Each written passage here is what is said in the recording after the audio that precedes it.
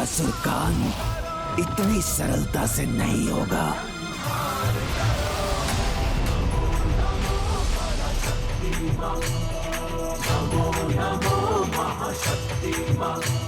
माता के अस्त्र प्रहार के उपरांत ये पुनः जागृत कैसे हो गया?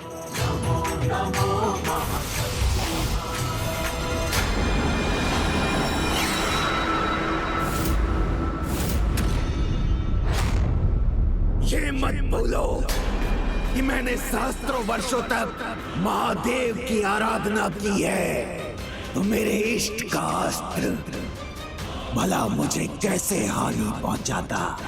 देखो, व्यर्थ हो गया ना ये तुम्हारा पाशुपतास्त्र।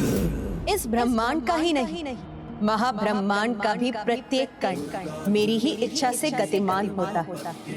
जो हो चुका, जो हो रहा है और भविष्य में जो भी होगा मेरी लीला से ही होगा मूर्ख भंडासुर। किंतु ये तुम कदापि नहीं समझ सकोगे कि मेरी लीला कभी भी व्यर्थ नहीं होती। देखो भंडासुर, तुम्हारे जिन विकारों पर ये अस्त्र केंद्रित वो सभी नष्ट हो चुके हैं और अब तुम केवल अकेले खड़े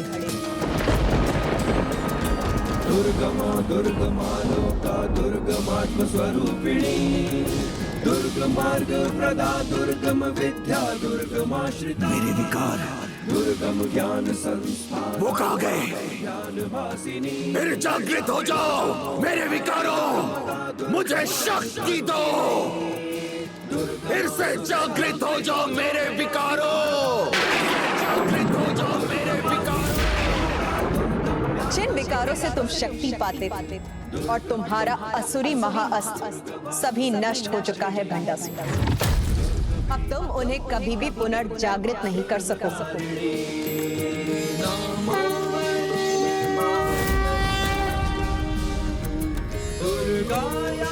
मेरा अस्त्र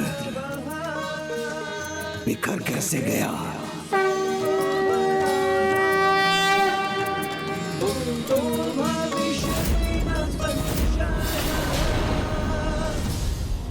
कोई बात नहीं, चलता है।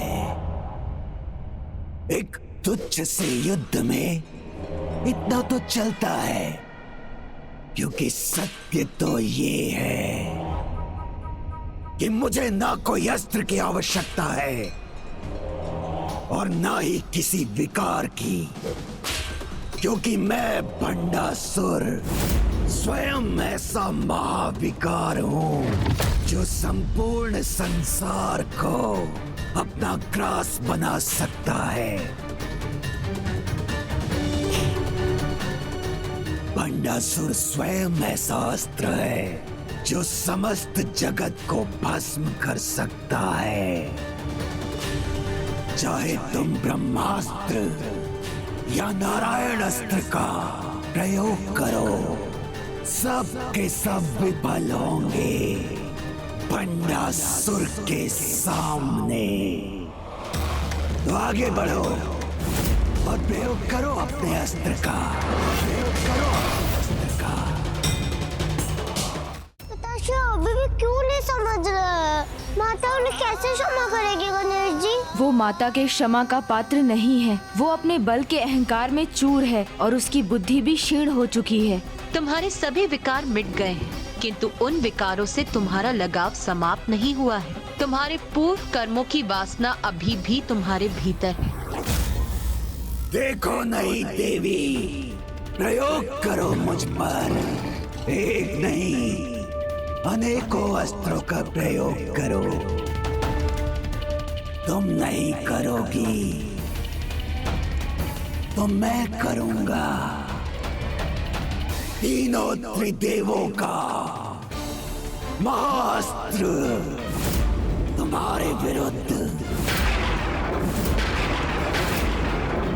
अब तुम तैयार हो जाओ।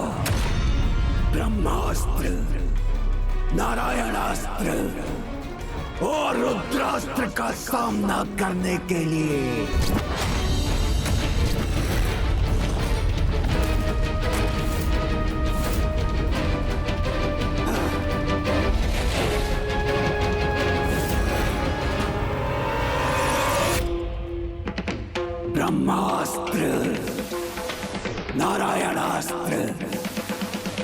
और रुद्रास्त्र प्रकट हो।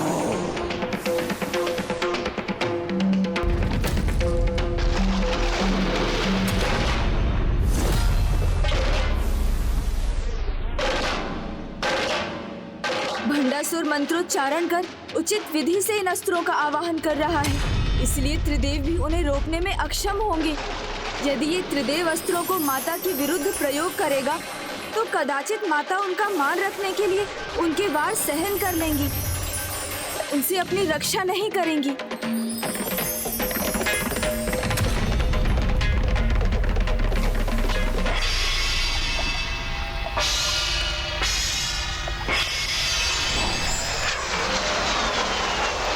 हे माता, इसके पहले कि वो तीनों त्रिदेव अस्त्रों को जागृत करे, आप उसे रोक दीजिए।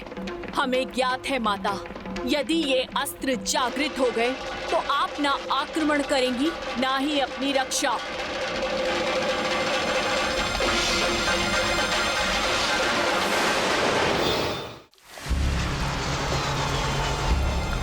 सहस्रों वर्षों महादेव की आराधना की है इसने, जिसका अब ये लाभ उठाना चाहता, किंतु ये भूल गया कि महादेव की अनुचित आराधना कर इसने उनका अपमान किया और उनके साथ महादेव पुत्र प्रथम पूज्य विघ्नहर्ता गणेश का भी अपमान किया और उससे भी अधिक प्रभु महाशिव की अर्धांगिनी के विरुद्ध खड़ा हुआ है।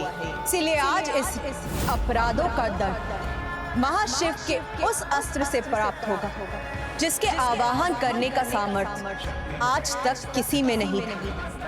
वो महाशिव अस्त्र जिसे आज तक किसी ने भी नहीं देखा, उसका प्रयोग करूंगी मैं। महाकामेश्वर अस्त्र, महाकामेश्वर अस्त्र।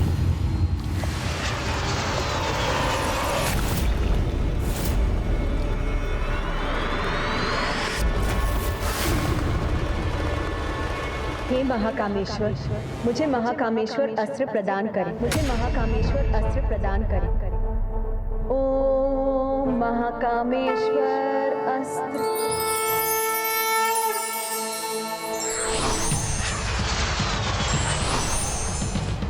श्री माता ललिता ने उस महाकामेश्वर अस्त्र का आवाहन किया है, जो सहस्त्रों ब्रह्मास्त्रों, नारायण और रुद्र अस्त्रों से भी अधिक शक्तिशाली है।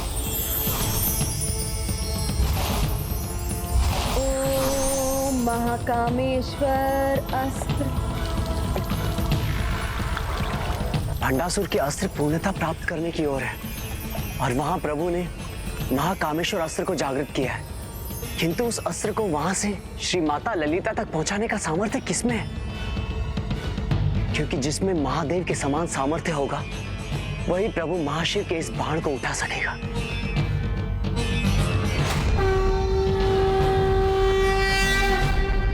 नंदी जी, यदि वो महादेव के भार का वहन कर सकते हैं तो वो प्रभु महाशिव के अस्त्र को भी महाब्रह्मांड से माता तक अवश्य पहुंचा सकते हैं। किंतु गणेश, नंदी जी को ये भंडासुर के अस्त्र को पूर्णता पाने के पहले ही करना होगा। नंदी जी, नंदी जी, नंदी जी, एकमात्र आप ही महाकामेश्वर अस्त्र को प्रभु महाशिव से माता तक पहुंचा सकते हैं।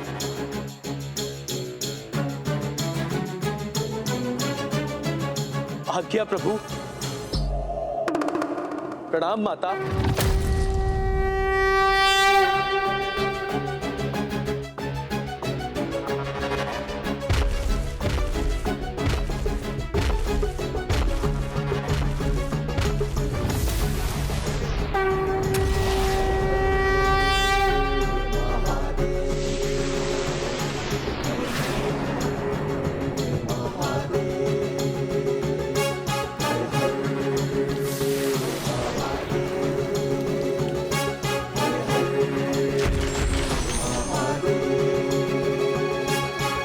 प्रणाम प्रभु।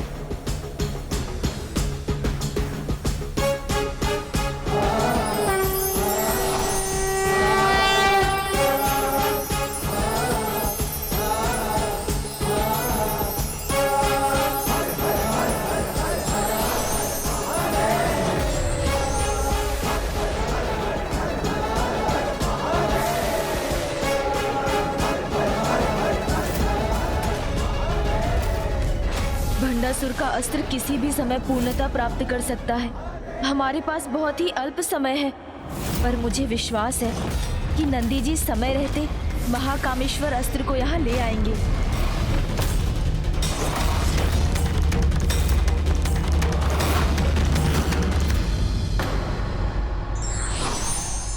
विकारग्रस्त व्यक्ति का विवेक पूर्णतः नष्ट हो जाता है और वह स्वयं अपने कल्याण के सभी मार्ग बंद कर लेता है।